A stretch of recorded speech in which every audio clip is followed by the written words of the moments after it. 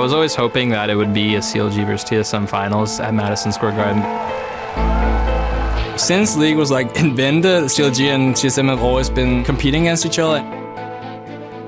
If TSM and CLG is playing, everyone's gonna watch. For North America, it doesn't get any better than TSM CLG in the Madison Square Garden finals. For me, it's not about, celebrating over the small victories. I just want to win the whole thing. There's a lot to prove when you play against TSM. They've been so dominant for so long. CLG, I mean, we've been through such a ridiculous road. I want us to hold up the trophy at the end and just know that we're the best team in NA. So that's the plan that I have in mind, and I'm going to do everything I can to make sure it happens. I'd probably say that the first feeling I feel is being nervous, because CLG was looking really strong. We scrim them so much. We know everything they do. They know everything we do. So I think both teams are going to come in with something new that the other team won't expect, and that's really going to make or break the series. We don't want to be that team that couldn't even win in North America going into Worlds. If we can't even beat the best team in North America, then that's a long way to go. I'm definitely always thinking about Worlds. But I think first and foremost, I want to make a statement at this Madison Square Garden finals. I want to prove that CLG, we're not joking around. We are a world-class team. We deserve to go to Worlds, and we're going to make NA proud.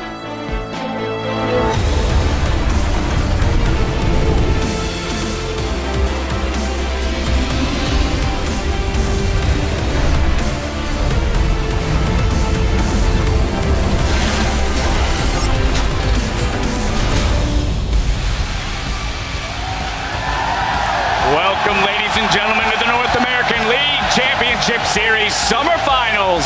Once again, we're beaming out to you live from the historic Madison Square Garden in association with Tribeca Games. Today, this storied venue will play host to the latest battle in the longest-running rivalry in League of Legends, Counterlogic Gaming versus TSM. The fans are packed into the venue in anticipation of this rivalry match. Looking at the crowd just a short time ago as they load in, working up the hype to a fevered pitch.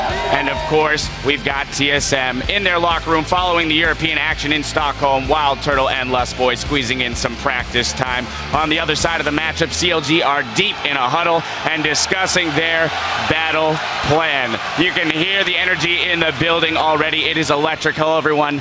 I am James Dash Patterson, and joining me in the analyst lounge, we've got Aiden Zyrie Moon and David Freak Turley. And to give us the pros perspective, our special guest, special gentlemen, the finals, Madison Square Garden. It feels good. It feels amazing. Yeah.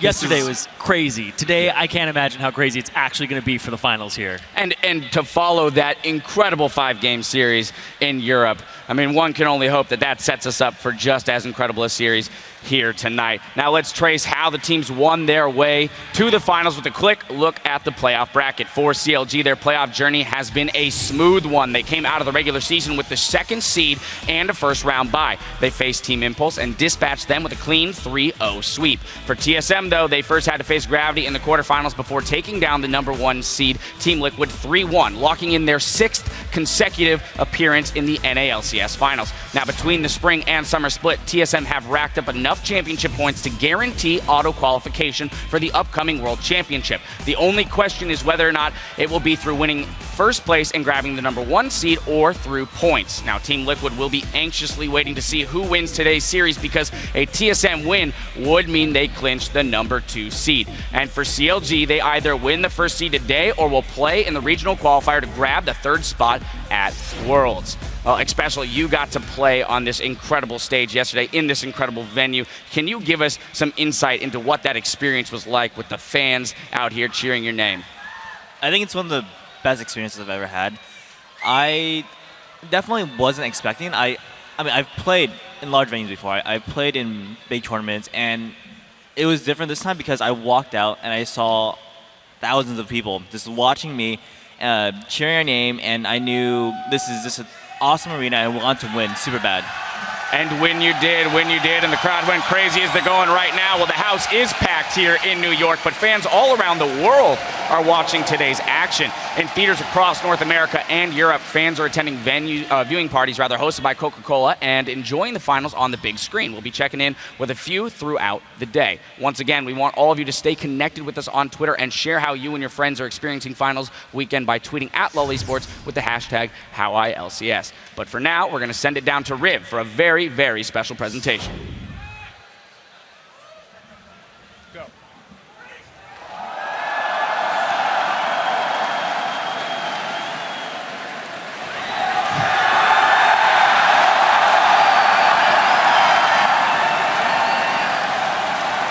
Hello everyone, I am Rivington Bisson III, and I currently have something that does not belong to me. This trophy belongs to the 2015 North American Summer Split MVP.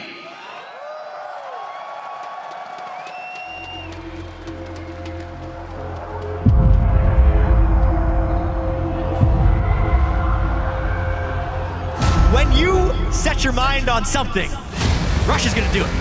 Rush comes in, a ding ding, a new challenger approaches. Rush coming up big. He's not afraid to take the game into his own hands, and I love seeing that in a jungler. Rush! Oh, he flashes out! You gotta be kidding me! Oh my god! There's the flash taking a Q, he's got it! Perfect play by Rush, he knew he could take it!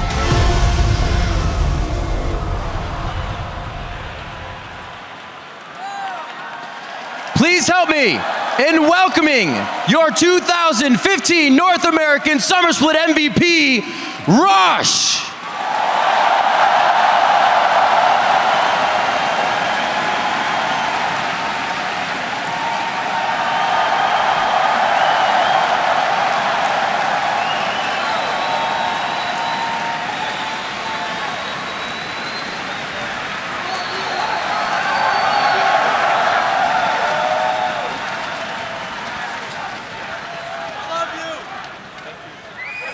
Rush, thank you. Sunny, thank you for joining us for translation. Rush, I do have a few questions for you in your awesome achievement of Summer Split MVP.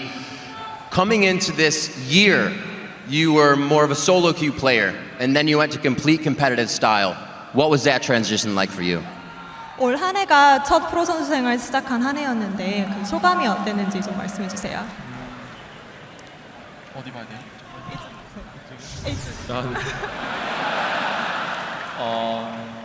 사실 시즌 시작하기 전에 어떻게 보면 많은 기대치를 받고 시작했고 저도 시작 전부터 정글러로서 가장 잘한 선수로 인정받고 싶었는데 이렇게 MVP까지 받게 될 줄은 몰랐어요.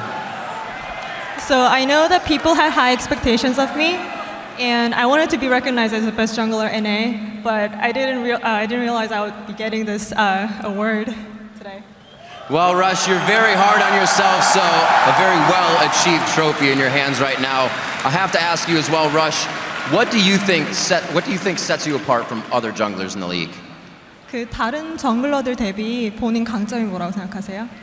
일단은 북미 다른 정글들은 리스크를 감수하는 걸 되게 싫어하는데 저는 메카닉으로 극복 가능한 리스크를 감수하는 걸 즐기고 약간 이상한 감 같은 게 있어서 어제 경기처럼 내가 여기로 가면은 적 바텀이 나한테 그럼프를 리시해줄 것 같아 이런 느낌이 있어요, 직감이.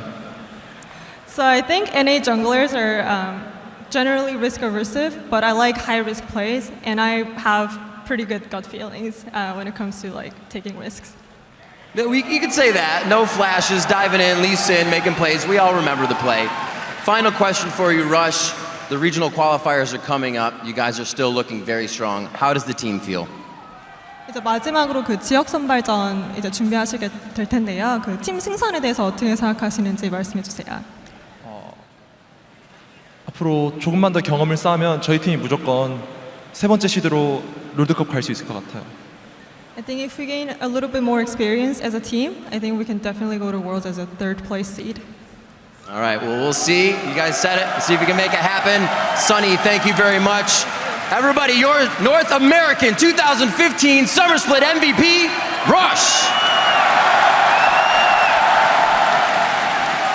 Thank you very much. Right now, we're going to send it back to Dash and the guys at the analyst desk.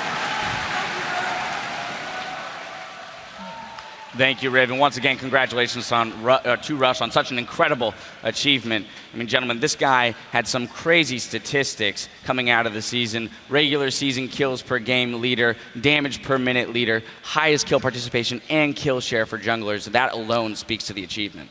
That's my kind of jungler. I mean, I really love watching Rush play. I know, Aiden, you we played on a him. team. What are you saying about me? Yeah, I mean, you're good when you want to support me and make sure that I do well, but as far as being a fan of League of Legends and a fan of watching really good players play League of Legends, Rush is by far and away the most exciting player I've seen play in a very long time. Big playmaker, plays his own champion, put whatever he thinks is good, whatever fits his style. I love that in a player. It's so fun to watch him. Especially looking to you as you had to play against Rush yesterday in your best of 5 to grab that 3rd place in the playoffs. I mean, what does he do for that team?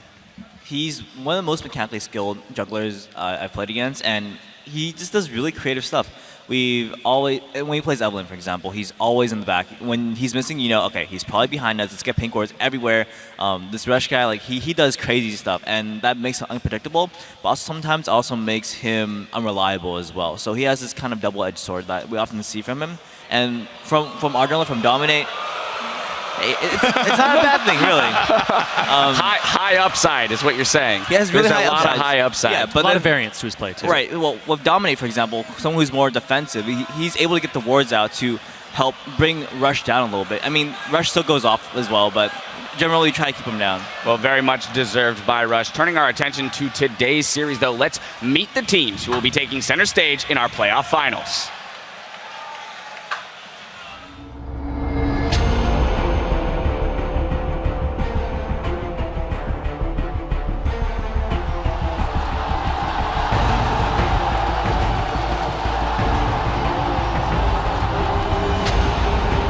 Ladies and gentlemen, please join me in welcoming the finalists for our Summer 2015 North American LCS Championship.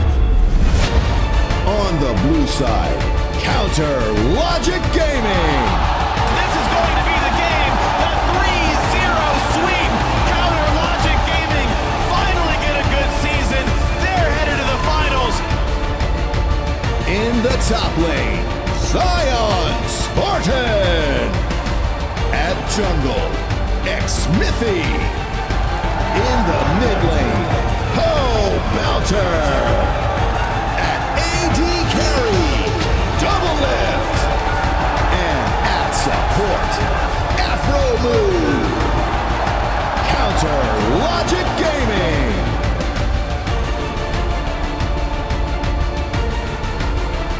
On the red side, TSM. And Team Solo Mid take the semifinal series to face Counter Logic Gaming. They're in yet another fight.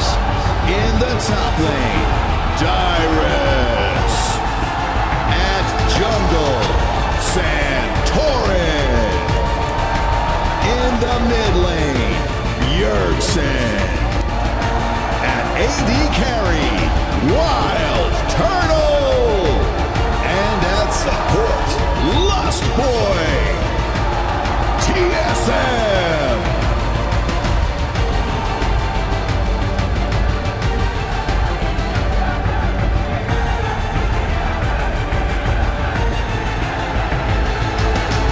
Once again, let's hear it for our Summer 2015 North American LCS Championship finalists.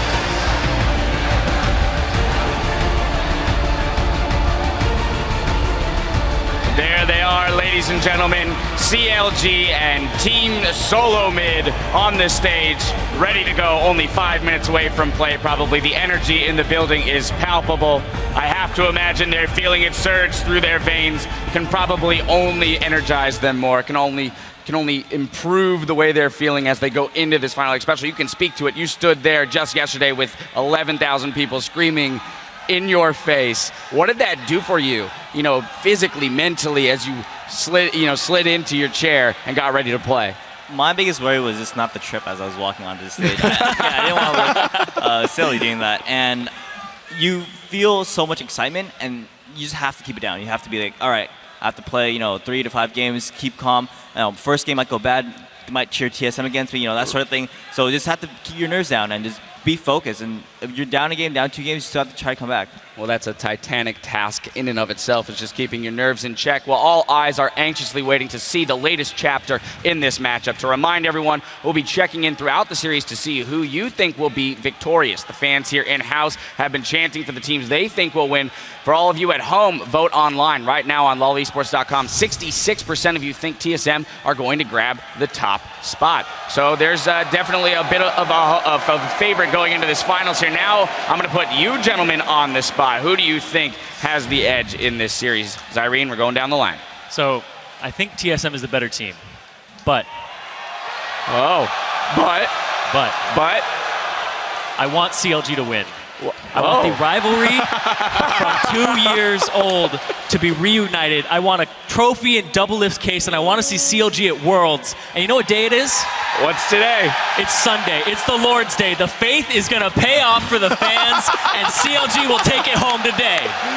The faith age reference. I love it. Well, that's a strong endorsement for CLG right there. Special, I'm coming to you. Well, I have some faith. I have some faith in TSM to win. That's why I have faith in. There it is. I mean, I have a lot of reasons for that. The biggest reason is if they win, we go to Worlds. Makes things a lot easier for us. And, I mean, TSM also looks really good in scrims. And CLG, they do look pretty good as well. But overall, I think TSM has the better edge. All right, well, the lounge is split. Freak, it comes down to you. Who's it going to be? I'm going to say Counter Logic Gaming. Yeah! I'm going to say have a believer in the Analyst Lounge. I'm going to say we have a new champion in North America here. Honestly, I think down the line, CLG has so much going for them. Zion is incredibly lane dominant. Double Lift makes his own advantage with Afro Mu. Those guys, those 3 on the outside rings of the map, I think are so dominant and so strong that they can put the team on their back. The rest of the team is fine, of course, but those are the guys to make the big impact and to bring the game home. I think either way, this is going to be a close series. We are very likely to go the distance, and I hope we do. This is a rivalry that always gets the fans hyped and has been a part of the LCS, well, since before there even was an LCS. You know, I used to play with Reggie. I used to be on a team with him, and it was for a short time, a very, very short time. Team CLG was founded by my brother Dan and also Hotshot, and at that point, you know, it just consists of the best players in League of Legends, right? What happened was, like Reggie didn't like being on the team with me, and then he decided to go off on his own way. There was some internal strife, you know, so I just decided to leave and form my own team. And a really big reason why I did start Team TSM was to beat CLG. The rivalry was a really big deal at the start because it was just purely obvious that, you know, I did not like CLG and I did not like Hotshot. It was just purely based on the fact that we just didn't get along. Reggie's the type of guy that will come like kick your sandcastle and then take your sand. Like I'm just like the type of guy that'll sit in my corner and like make my own sandcastle. And they're 2 very different styles, and we're like polar opposites in terms of personality. So, yeah. When we did compete against CLG years ago, when we went to a match, everyone on our team was super hyped up. Everyone was like, man, if I lose to CLG, I'm gonna be so sad for so long. And, you know, people would be emotionally invested. With that kind of history of always competing for number 1 and number 2, you know, there was rivalry between the players, between me, between Reggie. And then as time goes on, right, it just kept extending. Like the players always butt heads. It's just like competition. Like you never want to be friends with your rival. Like what kind of fun is that? Against CLG, my sodium levels kind of go out of control. They just have TSM's number. Well, they're just free SM, you know? As far as I know, the only NA team that I'm worried about is Cloud9. The rest are non-existent, especially CLG. It's crazy how much League has grown since then. When it started, it was like us playing dinky online tournaments, and now we're playing at MSG. Like, it's crazy. Every single time we went back to New York to go compete, we'd always go by Madison Square Garden. Every time we'd go by, there'd be someone famous, you know, performing there. Never would I have imagined to be able to compete there ever. Like, not in a lifetime. It's actually kind of funny to me that CLG and TSM are playing in the grand finals at MSG. It's almost like this scripted event, like you couldn't plan it any better. When I think about it, it's actually kind of ridiculous.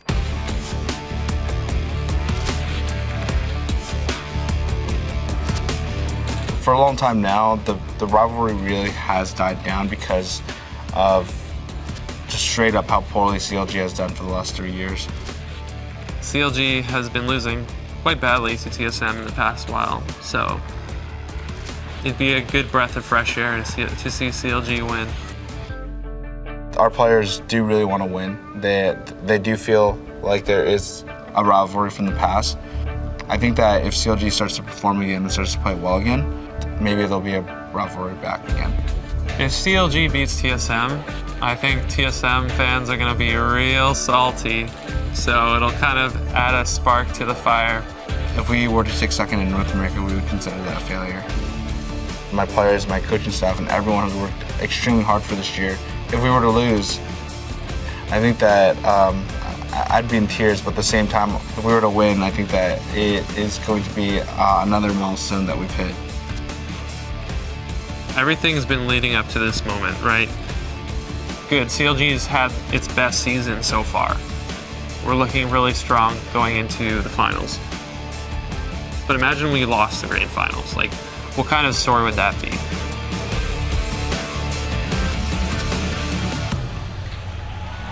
We'll see how these teams fare in today's showdown, the NALCS Summer Finals, CounterLogic Gaming versus TSM. Now, nothing would make either team happier than to smash their rival, but for CLG, they need to win today to secure their trip to Worlds. Yeah, and this has been a lot of firsts for CLG. They've been setting new precedents for themselves in the organization this year. It's the first time they've had a first-round bye. Before this split, they had not won a single playoff series since spring 2014, and it's the first time they've ever played in an LCS Finals. Yeah, and leading them to these first, the man on your screen right there, Doublelift. He has been absolutely massive. He was huge in their 3-over over Impulse before. Player of the series for that one as well. I mean, Doublelift has really stepped up, and for the first time in 3 years, Doublelift might go to Worlds as a player instead of an analyst. I think that's actually really big for him. And honestly, the fact that he is so freaking dominant. Rush Hour bot lane has been good forever. I know especially you and Piglet are very good as well, but these are two of the guys that I feel like rival you for the top spot there, and they are a very scary duo and one of the very big reasons why Doublelift can finally back up his trash talk. Well, Special, I'm sure you can also speak to just his journey as a player. You know him on a personal level outside of the game and how much he wants this.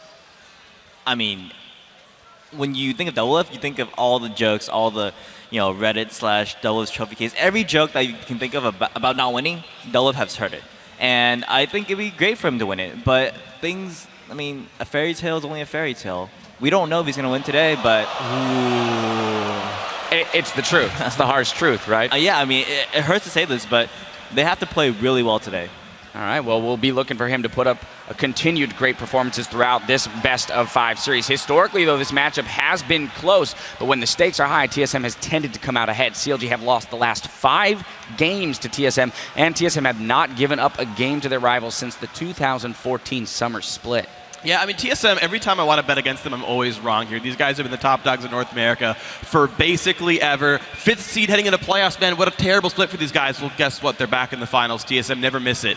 These guys are always incredible when it comes down. These guys took a game off Samsung White at Worlds, right? Like, TSM never, ever really crumble under pressure. These guys are amazing. They're best of 5s. They're strong.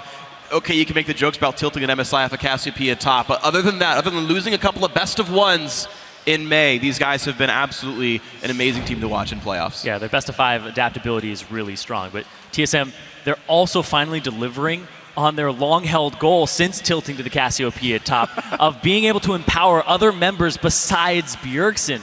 Bjergsen has been the solo hard carry for a long time, and now we've seen huge games from both Dyrus in the top lane and Wild Turtle in the AD carry position, which takes a lot of pressure off of Bjergsen, and it makes TSM a multiple threat team with depth of strategy, and coming into a best-of-5, that is what you need for success. Especially you had to play these guys.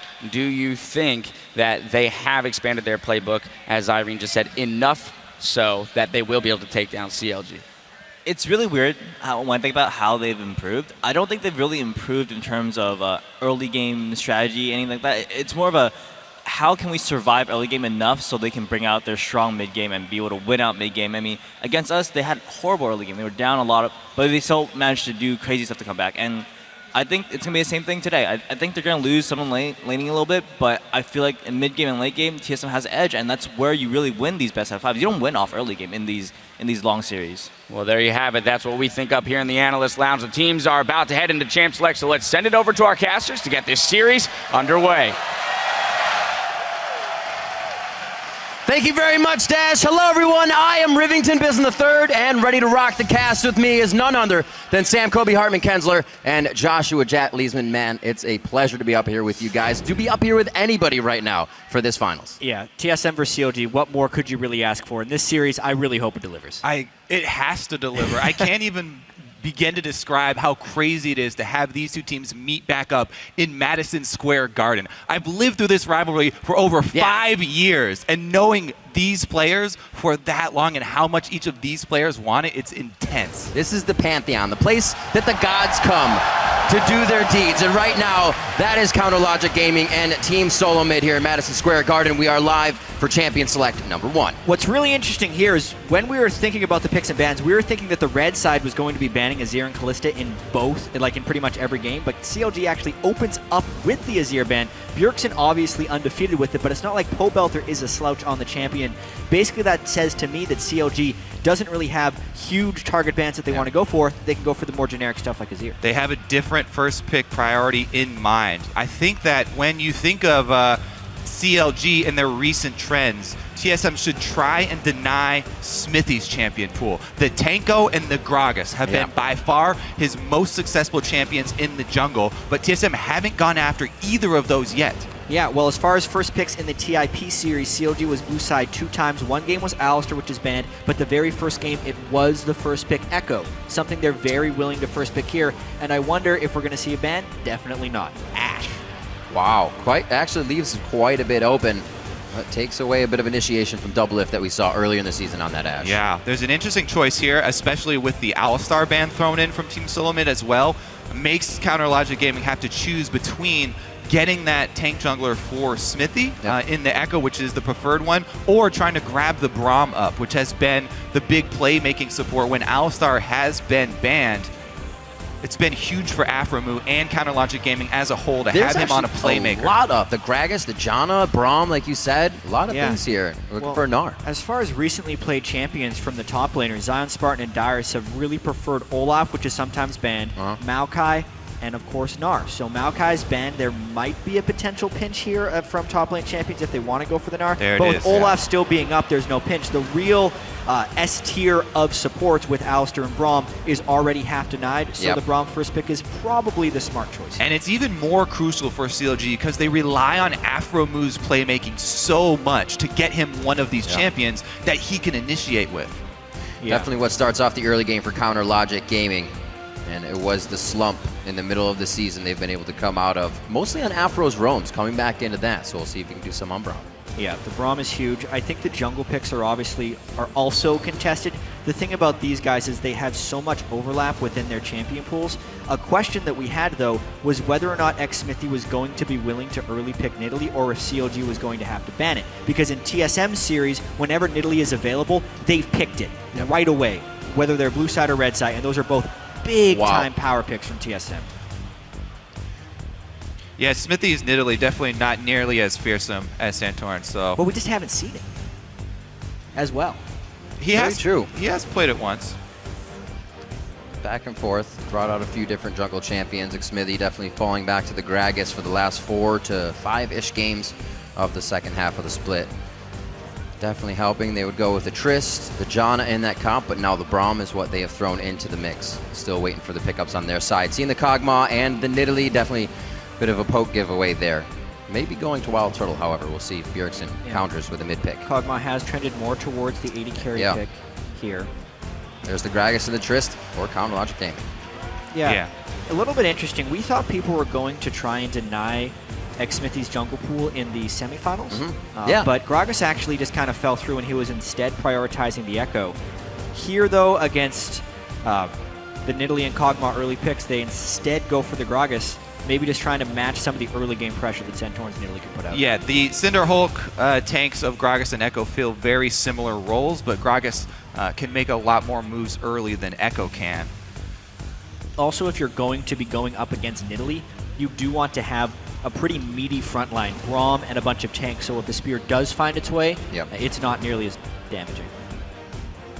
Have a chance to stand toe-to-toe at a few of these fights without losing half of their health bars. We'll see how CLG attempts that once they get to the situation more towards mid-game. Early game, what are you seeing with the pick so far as we kind of round out CLG's side? Double lift on his classic Tristana that he's been heavily favoring recently. Very big on pushing down the towers early. And he's been such a big late game carry for them as well. They have him clear side waves almost instantly with Tristana late game. He gets so much of the farm because he can clear a wave on the side so quickly and then join the team. It's been such a key difference for them and him being with the rest of the team for those fights. Really putting those moments in the past where you'd say, oh, double lift still in the side lane. Not any longer. Whoa! Victor Yasuo locked in. Zion to carry from the top lane. He's been practicing this pick since week 1 of the LCS. And specifically as a Gnar counter matchup. It emerged over in Asia. It was used to great success over and over again. Really like to see this isolation. So CLG definitely want the 1 versus 1 Yasuo versus Gnar. So in the LPL playoffs, Yasuo was one of the most contested picks because of how much those teams team fight, but that was also Yasuo mid lane. Yasuo top lane is a special flavor here. Obviously, some people have done it around the world, but this is a high damage team comp. It also explains why they want the Gragas as well to set up the Yasuo in fights. Zion Spartan is going to be looking to go off in this game. Right, yeah, so let's go a little bit more into why Yasuo is good against Gnar. He can win wall the boomerang, then you don't get the cooldown refresh. He can engage at will when there's mini Gnar and really take advantage of the mini Gnar form because he can travel through the minion wave. Well, it's a good start to picks and bans. So it is absolutely an amazing start. I was wondering, and it happened the past few weeks, of when NA would start doing this. When would they start going outside the boundary of the picks and not be gated by pressure? Yeah, I'm so excited right now because this Yasuo, it enables so many things. Like we've also even seen double lift set up Yasuo on Tristana, jumping in and using his ultimate. There is so much there are setup a lot here. of possibilities here.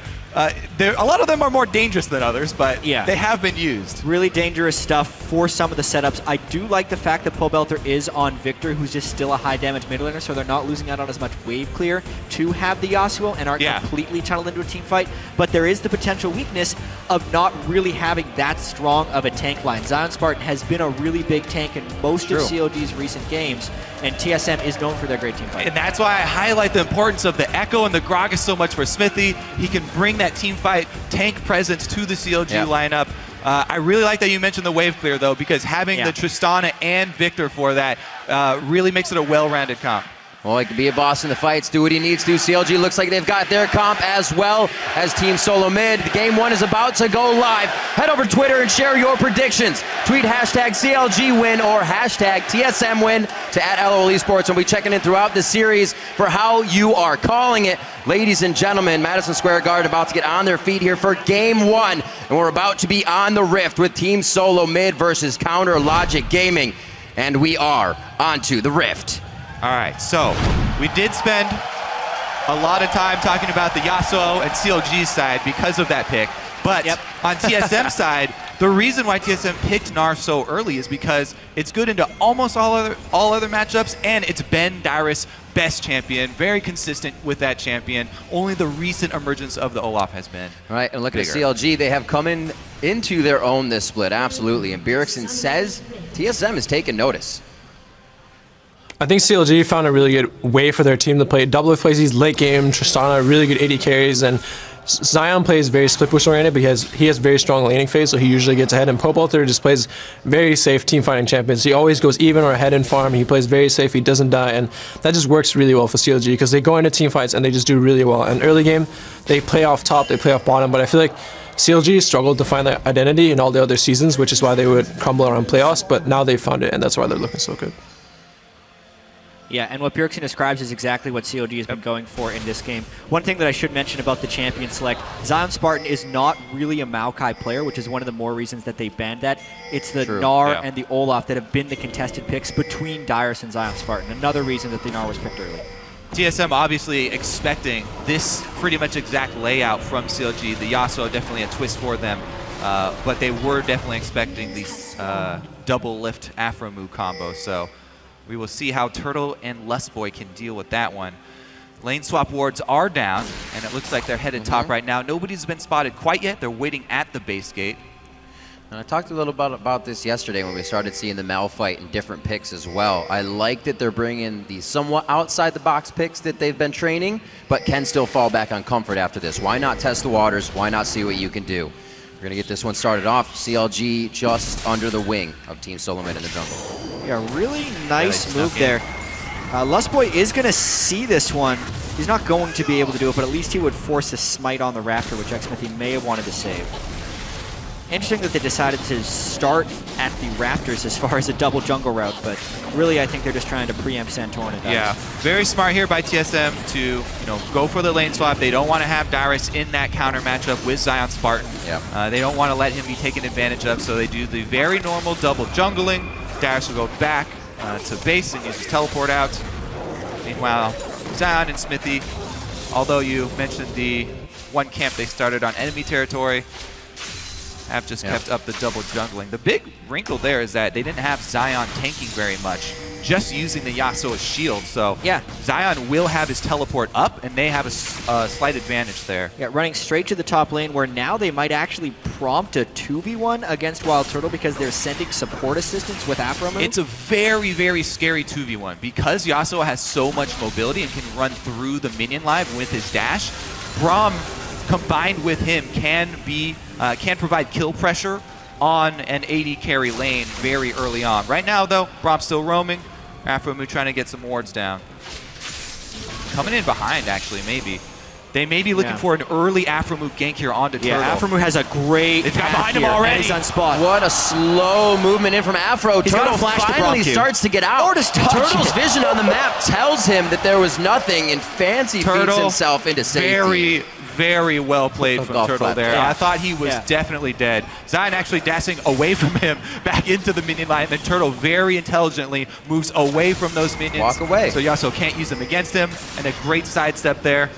And there's a certain element of avoided. There's a large element of trust that TSM is putting into Wild Turtle right here. So long in the regular season, he was criticized for dying out of position and was seen as a liability within the TSM team. But now they're putting him solo lane Kog'Maw, and his ability to just sidestep that, have Summoner Spell discipline as well as getting away from the gank is really critical for TSM, and it kind of shows how far he's come this split. It definitely does. And they didn't even leave wards for him when they left him up there by himself. Probably not wise. Honestly, you should probably leave some wards for him, but he still outplays. The strength on that has been on top and bottom. We see Dyrus almost put into these situations previously in a 2v1 so he could get three-man ganked under a turret. That's not something you see anymore. TSM has been able to start preventing that, which actually hurt the top lane quite a bit.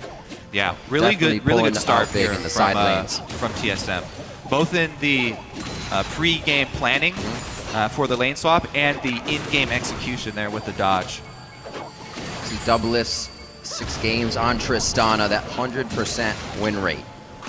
The team loves to get him on that, like Kobe said, pushing waves, getting himself back to the team. Right now, he's in his element. Specifically, what CLG uses Tristana so well for there is the ability to demolish turrets so quickly, especially in the mid and late game. CLG loves to group up and just out-rotate the opponent, and even if they get 2 or 3 seconds ahead with a late game Trist, that means a turret.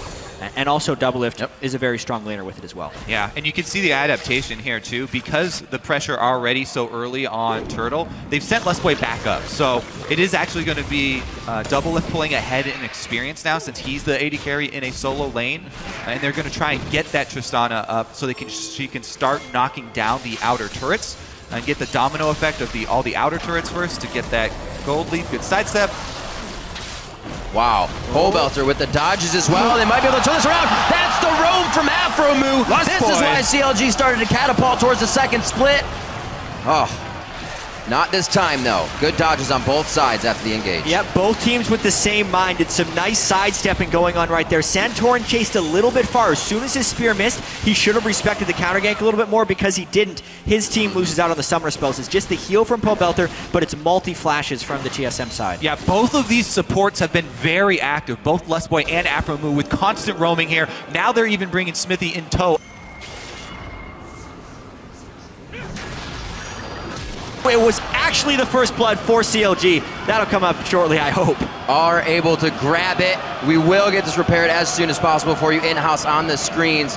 6.5 in, first blood going over to CounterLogic Gaming in the top lane. We'll also inform you of the situation. We're good to go. We'll be back on the screen in just a second. We apologize. Yeah, hopefully we can get a replay of that, but it is first blood over to Zion Spartan, which is the critical thing. We're back. First blood knocked the service right out. It's just that strong. Sometimes it happens. Thank you for sticking with us for the short moment there. 7 minutes in, we'll get a replay of that, if possible, back on your screen. The kill did go over to Zion Spartan in the top lane. And specifically, CLG focused Lustboy, which was the point of that gank. Lustboy burned the flash in the mid lane, so he is the target of this gank. Perfect cue from Aphromoo and the follow. Yeah, Zion just flashing to get right in there as well, and nowhere for Lustboy to go. Things are rolling now. CounterLogic Gaming in the beginning. Let's see if they can continue to carry this. Now CLG have had the better early game consistently all split long over TSM. And it has been TSM biding their time and waiting till later in the game for the crucial dragon fights, the mid-game fights to turn it back around in their favor. TSM more than any other team is okay with that. Just hanging out for the entirety of the game and then coming back strong. Yeah, as much as you can be okay with it. Yeah. Very frequently, TSM will play a little bit overly passive instead of taking a risk which could go really bad to take a small loss. But we also have to mention that during the semifinals, CLG was falling behind early to tip quite frequently. It happened in both games 1 and 2, sometimes by as much as 4,000 gold by the 13-minute mark. Yet CLG actually displayed very strong team fighting against Team Impulse, using their tank line properly. This game, they have an incredibly high damage team fight team and a lot of initiation potential, but not the same type of front line they had in the Team Impulse game. And TSM is a much better team fighting team than Team Impulse, so it's going to be really interesting to watch. That's a big thing that Gnar does bring, is a ranged AoE initiation where he can throw his body in and get an AoE stun down. So both teams, a lot of tools for the mid-game team fight. Right now, it actually looks like Smithy's jumped the wall into the back of Dragon, I think, on the mini-map there, so he's sneaking it. Well, that's not very sneaky. The rest of the team, not too sneaky, but he started it out. He got it done. Power and numbers will still get it done. Nicely able to clean this up. Not too much of a disparity through the 80 carries as we're seeing Doublelift on your screen, but that mid lane, Bjergsen over Pobelter, 85 to 69 right now. That's sneaky Scuttle Crab. They've got Jukes. This one he sets up his spear with the stun from Smite first. Able to land it. Can't go on tilt from Scuttle. That does not work here at the finals. So it's going to be Chalice coming in for Bjergsen, his first item. The Giant's Belt in for Dyrus in that top side. The Shiv's already finished up with that kill for Zion Spartan. Let's see if he can actually give Dyrus any trouble, as that 1v1 is now matched up towards the top side. Yeah, very frequently you'll see an offensive item first onto a Gnar. We've seen a lot of Black Cleavers and Hex Drinkers from him. But against Yasuo here, he's really respecting Zion Spartan's damage, trying to go really tanky really early on in the game. Additionally, they have a lot of damage from Santorn's Nidalee within the team composition, so Gnar doesn't need to bring the same damage threat. It will diminish Dyrus' threat in a split push, though, so he's more trying to counter Zion Spartan's threat with a split push in this composition. Catching Pobelter on a bit of a roam for a ward here. This is a great amount of damage TSM's getting mid. Quite a bit of damage on that mid turret. They have a ward in that situation. No, it was just TSM, right place, right time. TSM applying a lot of pressure on that mid turret, and they almost were able to take it down. It transitions into not only the blue seal, but also deep wards here on the blue side. And no answer from CLG. The thing is, for in order for Lustboy to roam to the mid lane, he did leave Wild Turtle in the bottom lane, and the turret was cleared by Doublelift. So now, with Pobelter having the upgraded laser, and if he hits level 9, he can easily clear the whole wave with his Death Ray. And if CLG actually gives enough support, they could hold this one turret advantage for quite some time. It doesn't really appear like they're going to be going for it, though, since they have lost some more pressure in their own jungle.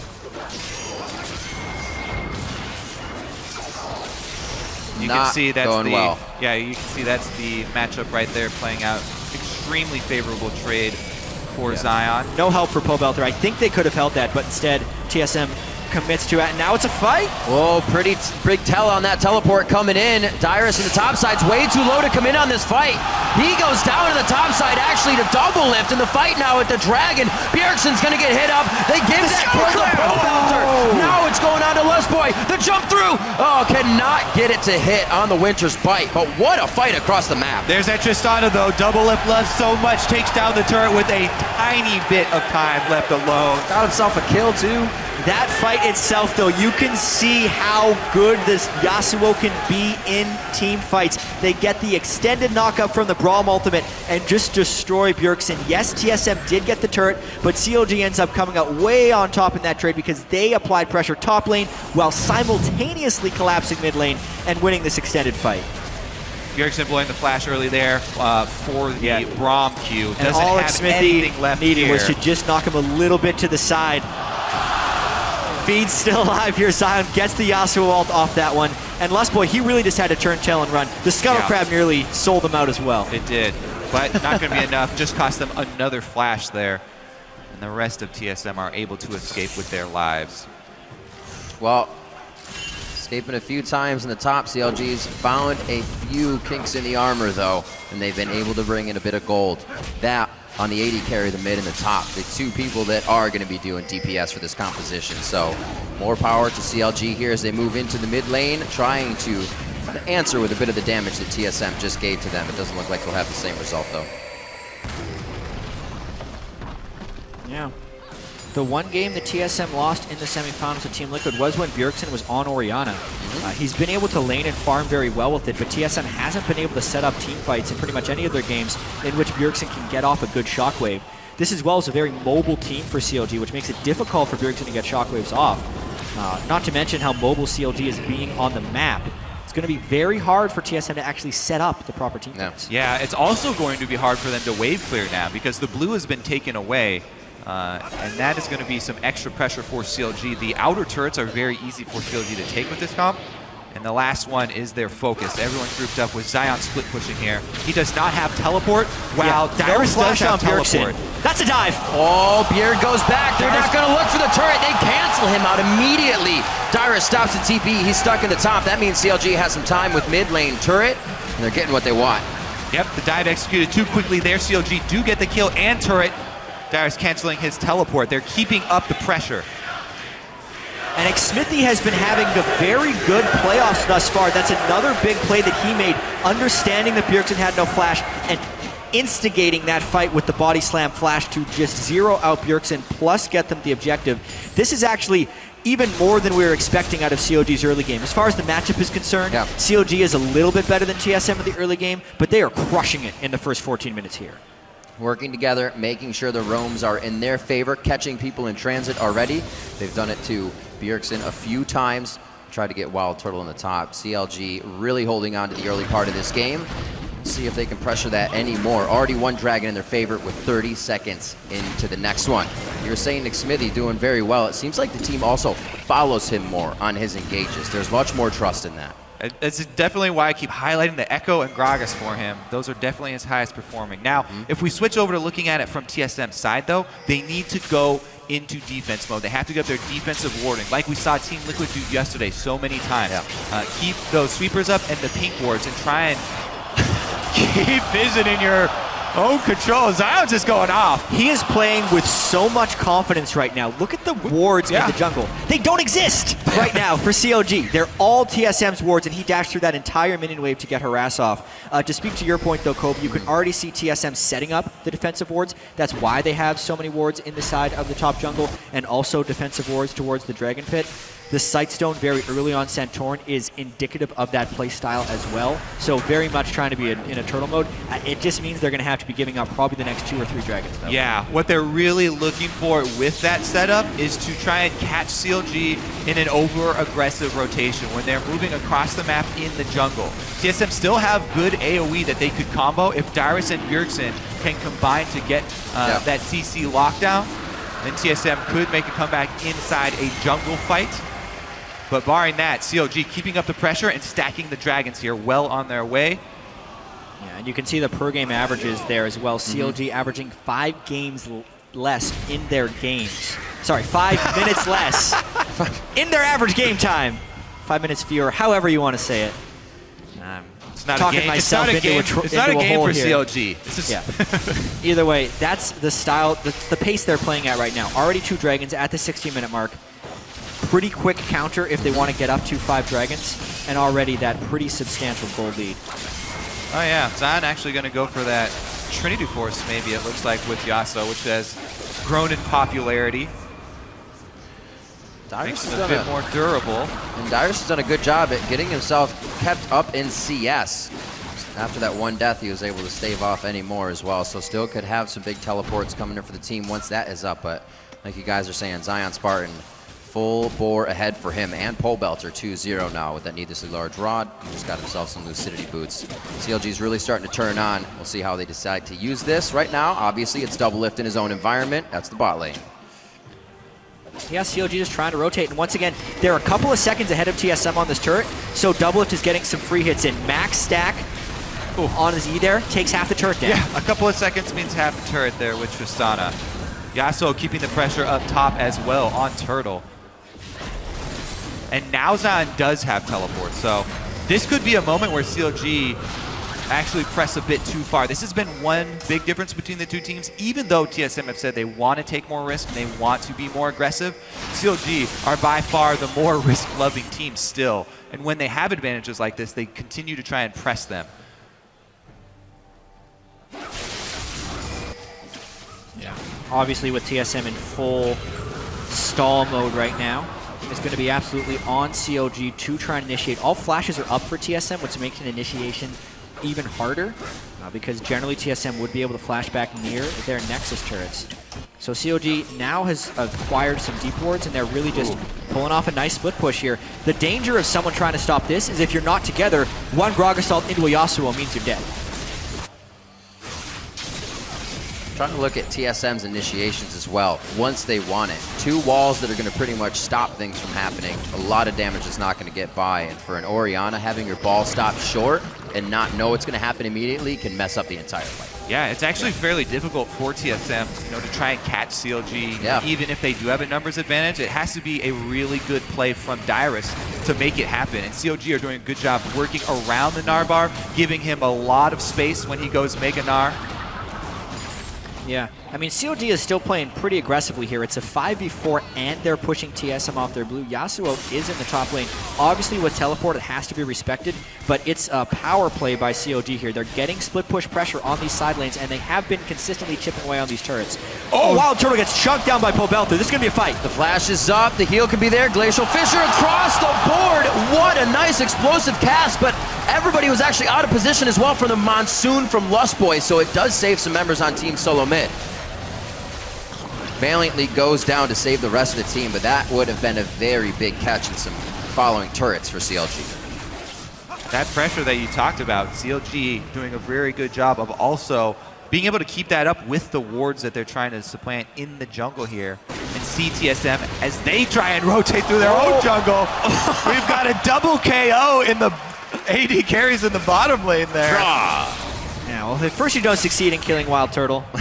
Trade your life, I guess?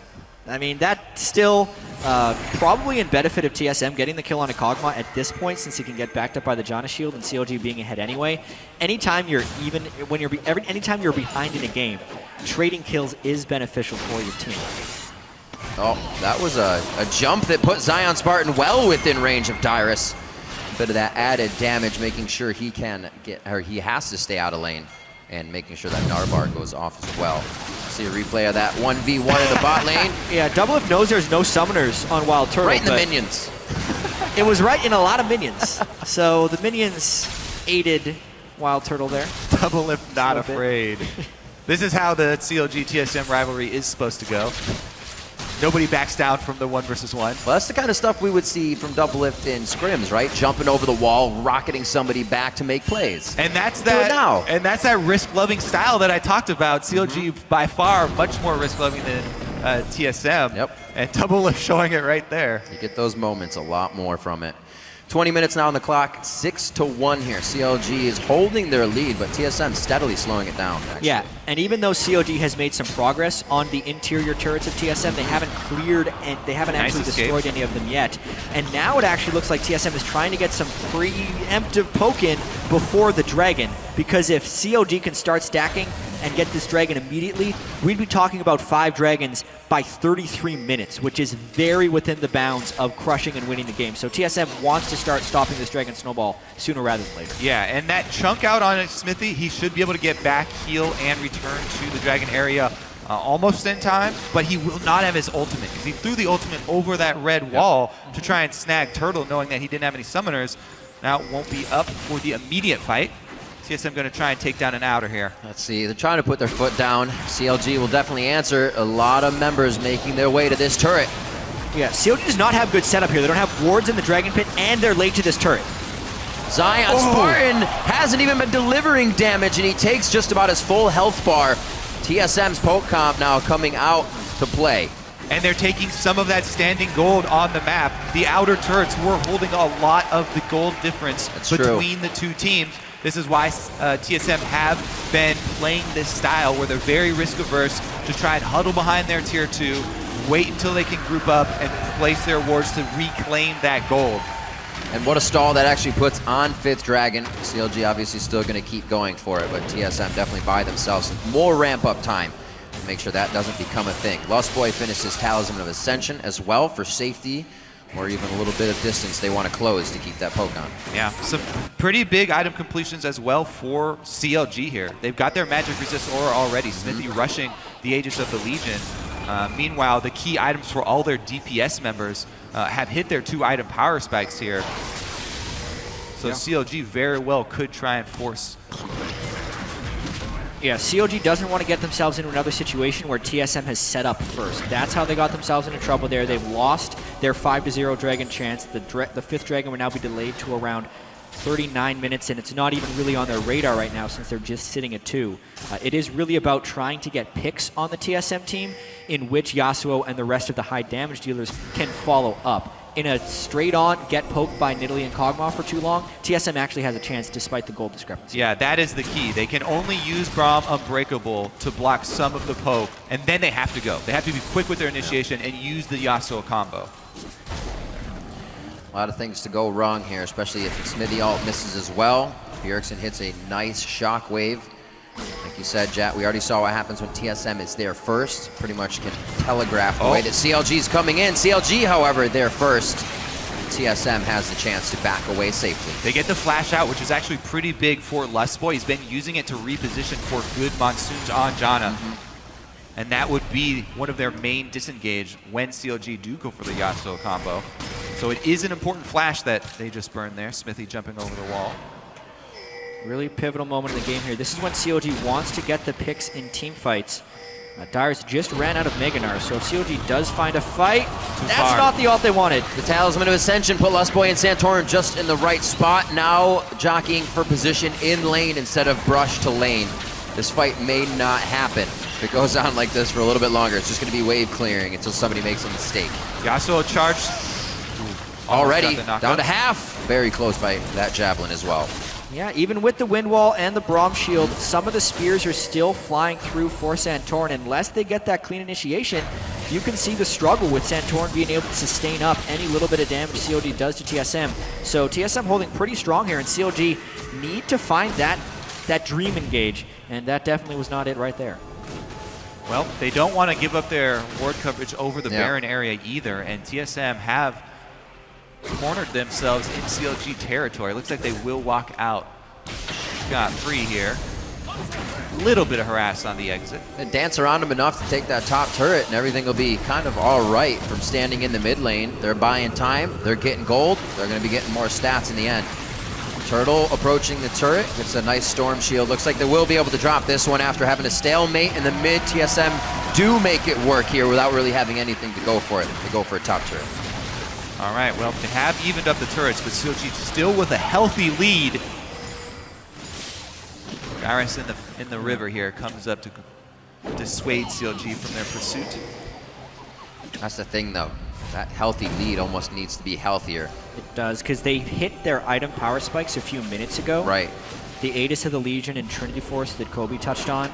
The CLG really did want to fight in these last few minutes, and now Bjergsen, without his death cap, was able to rotate and get the turrets, but he just completed the death cap, so Orianna is coming online. Blade of the Ruined King is soon for Wild Turtle.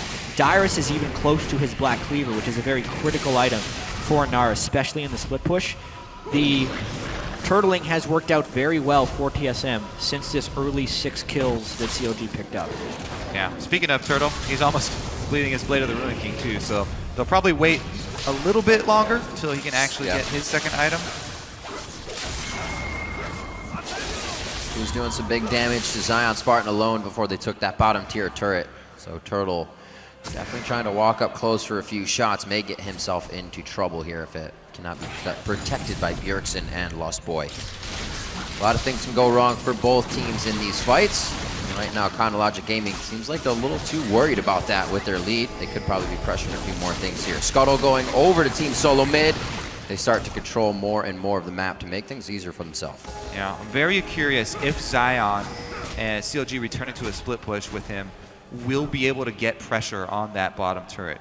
Because they did get a lot of work done on it before with Double Lift, and he took it to half, a good couple minutes ago.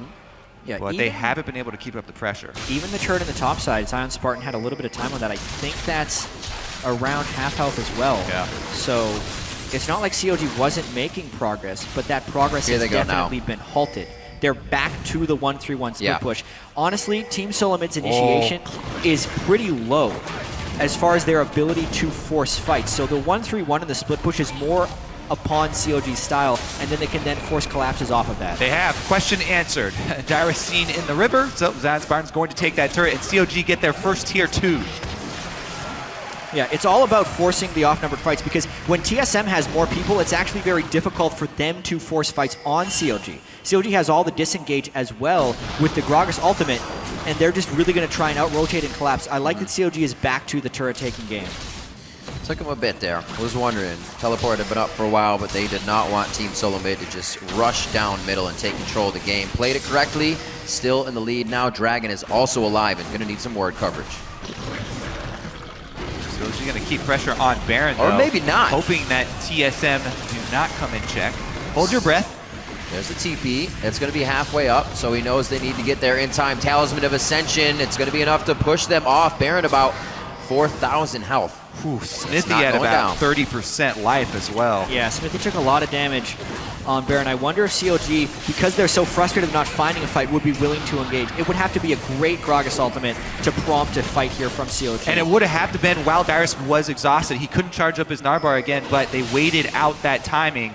And now it's just CLG. I feel like this could still happen. Very low mana for Bjergsen. He's right Zion now in flashed this for fight. that too. Zion Spartan getting hit. Lays over the wall. Chaos Storm is absolutely shredding Team Solo Mid. They took this fight with 0 mana on Bjergsen, and they're forced to run back to the base. Pole Belter landed Chaos Storm and Death Ray on 3 people and That nearly was won the fight huge. single-handedly. If any of the other initiation would have landed for CLG, that would have been a fight. But as it stands, no one on TSM is down, and CLG is still on the Baron. Dyrus with the rest of them. No, Lustboy, Bjergsen. Yeah, Wild Turtle approaches. Santorin here now. These guys are depleted in resources, but still trying their damnedest to stop this Baron. 30 minutes in, Counterlogic Gaming is thwarted once again as they try for it. Pink Ward can't clear. Too much Baron aggro. Alphamu still checking for security purposes. Both teams come away bloody, but still alive here. Baron actually could start taking people down if they trigger it. Couple of wards being placed back up, and who got back to heal? Zion did get back to heal. He has teleport available. They know they have teleport advantage. CLG trying to use this teleport advantage. Yeah, Zion with home guards comes in from the flank. Oh, goodbye. Zion! So you have to think, we've been here over 30 seconds. Somebody has an idea by now, and Zion had it. Yeah, it's all about the pressure discrepancy, and CLG is trying to drive this home, but they are really pressing their luck here. Smithy's been below half health for about a minute and a half. Baron is going down. No Kog'Maw for this fight. This is a very dangerous steal, too. Santorin. Yeah. He's got his eye on it. Oh, my goodness. Baron. Smithy's too low to smite. Yeah, they have 4,800 HP. Santorin's still on the other side of the wall. He wants it, but Smithy's going down before he can even smite, so you're right. They have to back off. It's a ward. Woo. 2 minutes now. Both teams have attempted this Baron. I think we're finally going to get to take a breather here. They back off. Going to get based. See what items we can get after this. All right, so game one, pretty exciting so far, I'm willing to say. Delivering. Even though there's only 8 kills in the 31 minutes here, it has been very, very high pressure. Pobelter with his death cap completed now. If TSM doesn't get an Aegis or a lock at any time soon, that Chaos Storm and Death Ray, instead of taking 3 people low, is going to kill 3 people straight out. And let's talk a little bit about Pobelter for CLG, because all split long, every time he gets an interview, he wants to talk about how he's going to prove himself as a top North American mid laner. During the regular season, he was not able to best Bjergsen. This is his chance to make his case. Absolutely. At Madison Square Garden, in the finals, take down Bjergsen. In a year and where, he's beating him right now. In a year where he's also had a decent team as well to go along with the entire season this time, right? Yeah. This is his first split in the playoffs. Yep. And he's 3-0 here in his first game. Yeah, it's so fitting that he's now finally on CLG, because people have been talking about Pobelter's potential for years. He started playing at such a young age, he wasn't even available to join. The epitome of potential. Yeah. It's everything. We'll see what he does with that 3-0 potential in this game. Those Acidity Boots keep him spamming out that DPS. See Dyrus finishing up the Black Cleaver as well. Gonna get a little bit of damage out of him now. See if he can help the team. That's a big Winter's Bite onto Bjergsen. 3-man Shockwave. Where's the answer? TSM is not in the right position to get the attacks on the priority targets. It's CLG that's able now to push them right over in their own command Shockwave engage. Zion Spartan and Double Lift cleaning up the crew. The janitorial duty onto Dyrus. That's going to go over to Pobelter. No, it's a triple kill for Double Lift. CLG completely cleans house, and it all started with the Braum Q onto Bjergsen. When that happened, the rest is CLG piled on. The Afro Boot initiation is so important for these guys, and CLG actually had the follow-up this time. They got it, and they're going to get the Baron after the ace. Yeah, this is the turning point CLG has been playing around Baron for the last 8 minutes for. Finally, when TSM is just meandering in the mid lane, CLG was able to punish with a really crisp team fight. Good target focus and great follow-up. Yeah, they don't have to overextend for these turrets either. Those turrets will fall very quickly to CLG once they return. Yeah, well, basically they lock onto Bjergsen. As soon as they land the slow, everyone goes on him. Move. Like, he knows with the slow he can line up the ultimate, and Bjergsen's flash is down from the previous fight. So it was curtains. As soon as he landed that first spell, everyone on CLG knew to pile on. They were all on the same page there. Zion immediately follows up. Pobelter flashes in for the extra damage to secure the kill within the knock-up duration, and there's no response possible from TSM. They have to scatter. Not very often you find TSM this late in the game not ready to even participate in a fight. They were all in scatter mode. Definitely something that they need to repair coming into the last moments of this game, because CLG may be able to bring it inside the base very soon. And a Baron buff team with Tristana now against a team that can't wave clear these minions super quickly. These could very well be inhibitors going down, especially if they get some split pushing and a fight, maybe even the game. The ultimates are all close to being back up for CLG, and when they are, they could very well go for a dive and a game-winning play. We heard Bjergsen at the beginning of this game. CLG and the games have been very close that they've been playing recently. You cannot put anything past Pobelter in the mid lane or the rest of the members of Counter Logic Gaming. Definitely showing up here in Game 1 of the NALCS Summer Finals. This turret may fall the minion wave a little too far behind, with this being a Baroned up siege minion. Next wave. If CLG really wants it, they can push in for with it, the next wave. deny resources and walk it back in. It looks like they will. Now the question will be whether or not TSM decides to initiate on this. Basically, Bjergsen would have to leave the Orianna ball out and try and land a sitting shockwave. That's right because there. the ability to manipulate is really hard. They're going all in on this turret. They use the Solari active there and take it down. Nice push by CLG. CLG now opening up the base. Been able to snowball Baron an early game by Xmithie, as well as Zion Spartan in the top lane, paying off well. Yeah, very important poke landing from Pobelter as well with the early Luden's Echo there, chunking out the front line. Dyrus is the main initiation. It's all about a big play from him for TSM. If Pobelter chunks him low enough before the fights, they can't go in. Xmithie, though, he's the one getting taken out, and CLG are the one with the low front line. Oh, man. Yeah, it's getting a little dicey. CLG already got the one inhibitor down, so they'd be a little greedy to stay longer. They know they have such a big advantage right now. It also doesn't appear like anyone on TSM is going to build Aegis at this point. This doesn't fit on Santorin unless Boy's going for a Zeke's Harbinger as well. So unless Gnar builds it, Pobelter is going to continue to destroy them. Victor pick as well. Did not come up till the end of the season. We saw the Victor pick in the Liquid tiebreaker and then in a game against Impulse. This was a regular season for Pobelter, so to bring this out now might be throwing TSM for a loop as well. Zion going to look for a play when the minions get here and he can dash to them. Yeah, there's the stun out.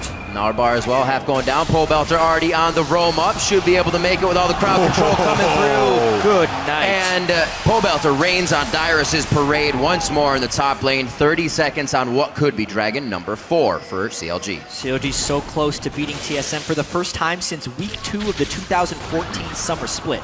It has been over a year since CLG has been able to take a competitive game off of TSM. Yeah. 13 kills to 2, 11,000 gold, 3 Dragons to 1. They look in position to do so right now. Look back to those days when it was the rivalry. If we can still get it again, it's going to be within these games. Doublelift's not even there. That's 4 members of CLG making the dive. Doublelift is waddling his way over right now, and TSM really not engaging. They're just trying to stay safe. Dyrus, 4 seconds, should be up to help stop this turret, but I don't think they're going to leave. There's minions on the Nexus turret. No Baron buff, but at the same time, Bjergsen has to respect the initiation so heavily that he can't necessarily clear the wave. So nice turret take by CLG. Dyrus, be careful of how confident he's feeling right now. He runs in, already half HP, does have the home guards on, so he can be right back in the battle once he makes the fountain. And it looks like this inhibitor is going down, though. CLG is able to continue pushing back Team Solo Mid, not allowing any of that offense to come through from them. And they're going to get this inhibitor.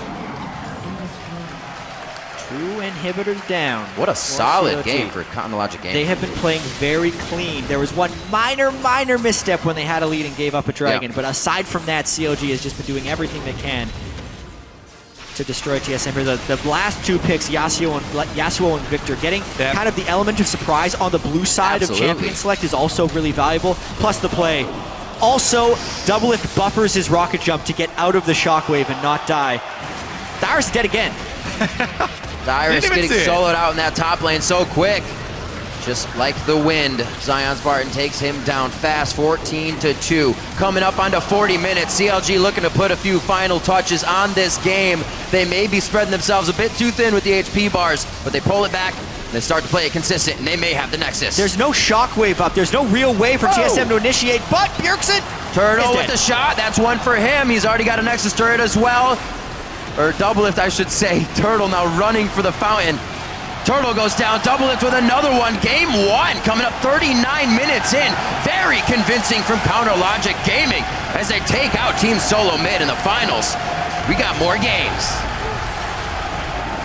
Huge first win for CLG right here. They are the higher seed coming into this. They had the first round bye in the playoffs and now moved to actually 4-0 in the playoffs. So they have been on a hot streak for quite some time. But as we know, TSM often drops the first games in a best-of-5 series, so this one is far from over. This is TSM as well. We're seeing Bjergsen play a lot more of this utility lately and then sometimes switch back to some offense. Maybe this was the utility for them. They still have some ideas up their sleeve because honestly, the Yasuo pick, the Victor pick, we definitely saw CLG had something up their sleeve there. Yeah, it was a great draft phase there from CLG. They were able to get the surprise factor against TSM with their top lane counter pick, and in the end it did work out for them. But there were other problems. Doublelift was able to rotate very quickly with this Tristana, which CLG have used over and over and over to get the early lead with the turrets that they used to keep up that pressure. All that mid-game pressure that we saw was sort of a domino effect. It was such a crazy game. I can't wait for the next ones to come up. Final word. I mean, we've talked about it a bit before, but TSM has had troubles in the past adapting to a pick that they were not expecting. So the Yasuo top here from Zion Spartan, even though he practiced it a bunch, was a surprise to most when he picked it out here in the first game. And he had a great game, 4-0-6. Everything in the team composition was leading up to being a setup for Yasuo, and CLG executed it just right. Well, we're going to get a deep dive on this game by throwing it over to the Anna's Lounge. Thank you, gentlemen. What an exciting game to start out with there. Have to introduce Kwasi, our resident top laner, to join us on the analyst desk, or lounge rather, for the post-game of this first game. And gentlemen, CLG coming up with a big win there. Freak, I know you liked CLG from the get-go in the pick ban there. So I think CLG does champion select the way I want teams to do champions. Like, I think they do it properly here. They had set up the entire team comp by their second ban here. So they banned Azir, okay, normal ban. They banned Lulu, which is the only mid laner that Darius has won with on Olaf, and they banned Maokai, the only other top laner Darius is really playing. So they've already said that Darius is going to play Gnar, and Yasuo, of course, a good matchup in a Gnar, so that's already set up. Their first pick, Braum. Knock-up support. Then the next round, they grab Tristana, they grab Gragas, more knock-up. So the entire team comp is already building up before they even see the Gnar, because they already know he's going to play Gnar. Yasuo comes in, team comp comes together, beautifully played. The funny thing about this, though, is that they are no strangers to running Gragas and Tristana anyway, and then they threw in the Yasuo. So even if it gets banned out, those are still champions that they can end up picking and executing on their composition effectively. Now, Kwasi, I got to come to you, because as the resident top laner, the Gnar Yasuo matchup is one that we had heard a bunch about, seen in other regions, saw briefly here in North America, and then it disappeared. Well, it's back again, game one here in the finals in North America. What do you make of that matchup, and is TSM going to have an answer to it? Yeah, so the matchup's really good because when Gnar is a mini Gnar, the Yasuo can always get really good trades into him. So I think it's also because Triforce has seen a lot more play lately over the IH build after the Shiv. So I think that's a lot better for top lane. It kind of fits more of a split pushing style. And I don't see many players do it in NA. I don't see many people being able to play the champion that well. And I think Sion did a really good job that game, showing really good mechanics in champion and making the pick really worthwhile. Did you have the opportunity to scrim against Sion and his Yasuo? Yes, I did not have a good time. I was trying to build armor like Darius did, and he still was able to just run me down and kill me a lot. So. Yeah, it was interesting. We were kind of throwing around after we saw the Randuin's pick up. Even with just a Shiv and a Phage, he was still beating the Gnar. You would have thought with that completed item on the Randuin's, he might be able to handle it. Well, keep in mind, there's a lot of magic damage on the profile. Emax is actually very typical for Yasuo. Shiv does magic damage as well. You don't have any actual attack damage yet. You actually do almost more from your Shiv than your basic attacks in the first place. So there's actually a fairly high profile. And then if you land the ult, of course, the armor shed comes in. So yeah, it's weirdly mixed damage early game, and health is the most important stat. Now, it wasn't all the top laners, as we see TSM on your screen here, probably game planning, seeing how they're going to come back in game two, but it wasn't all the top laners. I do want to move on to Irene. I know we're looking at the supports a little bit in this matchup. Yeah, both supports were extremely active during the early game. That first blood that went over to Zion Spartan was because the flank from Zion and from the flank from Aphromoo and Smithy. Aphromoo was running Lustboy around the map. They're trying to shut him down, and something that Lustboy's been doing recently, he hasn't been roaming as much. What he's been doing is he'll go mid, then he'll go back to where Wild Turtle is, and he'll hold Wild Turtle's hand during the laning phase. And that's actually seen a lot of improvement for Wild Turtle because he gets out of the lane unscathed, he makes it to the mid game and the late game, and that was part of TSM's formula. CLG picked up on that, and Aphromoo just out-roamed Lustboy, and Xmithie was by his side. Xmithie had a great game. His barrels were on point. His ultimates for the first half of the game were just game-changing ultimates, and the fact that he was alongside those roaming squads really made a good early game for CLG, and that's what they need to succeed. You know, on top of this, we talked about Doublelift's going to be a big role in CLG winning today on that really comfortable Tristana here today. Yeah, he's 6-0 on Tristana this season. I feel like you need to take that champion away from him. It's self-sufficient. It gets them turrets very early on, and they knock them down. When they hit their little kind of roughs patch, he picked up Tristana, and that's when they started to hit their stride and come into playoffs in this shape. And this is where I want to come back to you, Kwasi. As a person who's been in the best-of-5 scenario, how does a team react to what you've seen in the pick ban of Game 1? Because these were teams that scrimmed each other a lot, had a lot of information about each other, and then went dark for a week. Right, so now they're getting new information. What do you do in that huddle with only so much time to figure out what your game plan is going to be for Game 2? Right, so usually, like you said, you study for what they see from teams, and you go into the best of 5 with set bans, and then according to how the games go, you drop certain bans. So I think they might definitely need to ban the Tristana or the Yasuo maybe. So I think they'll just have to see what they're banning and then see what would affect them less if the enemy team got. And you definitely have to be able to adapt to be able to win the games. Yeah. Well, they have a little bit more time to adapt while TSM and CLG prepare for Game 2. We're excited to share a sneak peek at the latest from the team behind the 2014 documentary series Road to Worlds. Here now is a look at Legends Rising.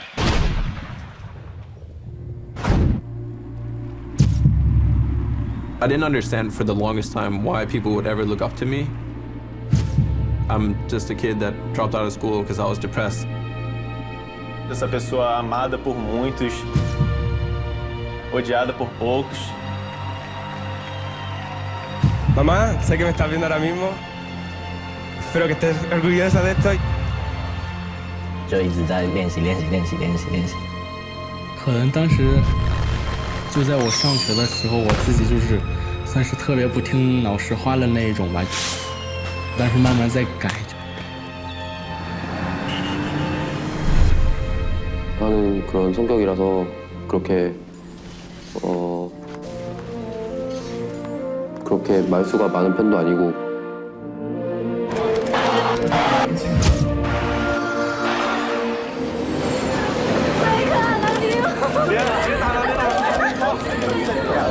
You're talking as if they have no jungler. The jungler's not doing anything. Você vai cair muitas vezes, você vai falhar muitas vezes, mas tem uma coisa que você tem que colocar em mente, é que você não pode desistir. Se você realmente quer, você vai ter que batalhar muito.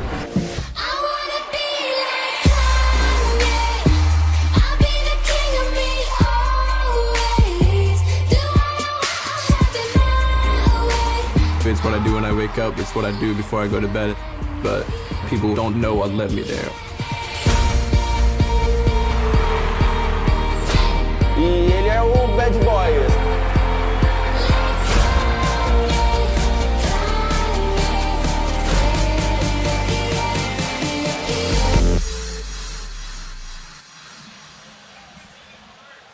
And man, I'm actually very excited for this coming out. I mean, I got to see the preview before it aired in Europe today. We got to see it on like Friday doing read through, and I got nerd chills. Just like, you know, all the music drops come in and the names come up, and I'm like, all right, this is really cool. And I'm glad actually a lot of them are going to be at Worlds itself this year, which is pretty exciting. And I mean, these are some of the best players the league's ever had. Yeah, the storylines are definitely falling into place. Quas, you though too are a player that is on his own road to Worlds, quite possibly, if you guys either qualify today automatically or through the gauntlet. What would it mean to make it to that World stage? For me, it would be a really amazing feeling to have achieved that, and it would be like very rewarding from all the work that I put in. So I'm really looking forward to it, either today with TSM winning or just us taking the win from the gauntlet. Yeah, we're going to have all the TL guys up here crossing their fingers for TSM. All right, well, all 7 parts of Legends Rising will debut this fall, so keep it tuned to lolesports.com and the LOL Esports YouTube channel. We'll be right back with more of the North American LCS Finals, though, after this.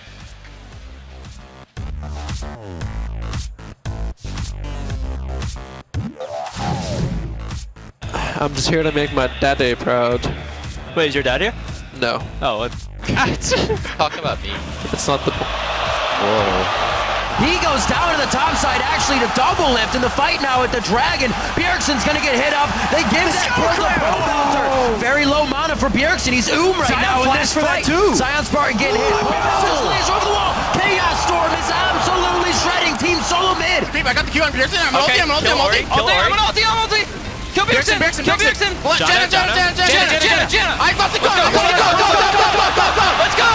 No real way for TSM to initiate, but Bjergsen, Turtle with the shot. That's one for him. He's already got a Nexus turret as well. Very convincing from Counter Logic Gaming as they take out Team Solo mid.